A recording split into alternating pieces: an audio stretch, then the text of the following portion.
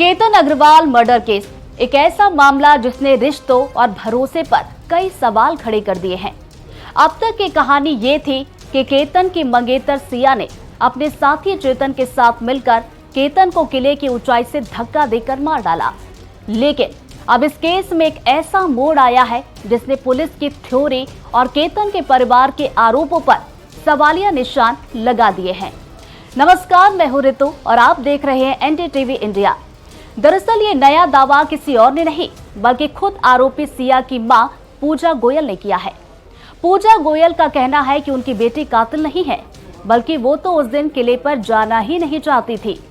पूजा गोयल ने बेहद चौंकाने वाला खुलासा किया और कहा कि घटना वाली रात से ठीक पहले केतन और सिया के बीच वीडियो कॉल पर बात हुई थी और इस कॉल में सिर्फ वो दोनों ही नहीं थे बल्कि केतन की मां भी शामिल थी। पूजा गोयल का दावा है कि सिया ने कॉल पर साफ कहा था कि मैं ट्रैक पर नहीं जाना चाहती, मेरा मन नहीं है।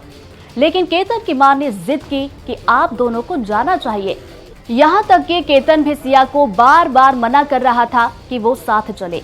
अब सवाल यह है कि अगर सिया ने कत्ल की प्लानिंग की थी तो वो जाने से मना क्यों कर रही थी। सिया की मां के तेवर इस वक्त काफी सख्त और भावुक नजर आ रहे हैं। उन्होंने एक ऐसी बात कही है जो किसी भी मां के लिए कहना नामुमकिन सा लगता है। पूजा गोयल ने कहा कि केतन की मौत का हमें उतना ही दुख है जितना उनके परिवार को है, लेकिन अगर जांच में मेरी बेटी दोषी पाई जाती है तो उसे कड़ी से कड़ी सजा मिलनी चाहिए। उसे भी उसी पहाड़ी से नीचे फेंक दिया जाए जहां से केतन गिरा था। उनका कहना है कि पिछले 4 महीनों में जब से सगाई हुई थी, सिया और केतन के बीच सब कुछ ठीक था। सिया के हर जन्मदिन पर केतन के परिवार ने बड़े बड़े फंक्शन किए, तोहफे दिए। अगर सिया का व्यवहार केतन के प्रति ठीक नहीं था या वो उससे प्यार नहीं करती थी तो केतन के परिवार ने तब आपत्ति क्यों नहीं जताई। पूजा गोयल का आरोप है कि केतन के परिवार ने 4 महीनों तक कभी कोई शिकायत नहीं की, लेकिन मौत के बाद अचानक से सिया को विलन बना दिया गया। इस केस में एक और बड़ा एंगल है पैसे और रसूख का। पूजा गोयल ने बताया कि ये कोई साधारण शादी नहीं होने वाली थी। इस शादी के लिए उदयपुर का मशहूर अरंता रिजॉर्ट बुक किया गया था। सिर्फ वेन्यू की बुकिंग पर 3 करोड़ रुपए खर्च हो रहे थे और पूरी शादी का बजट करीब 5 करोड़ रुपए था।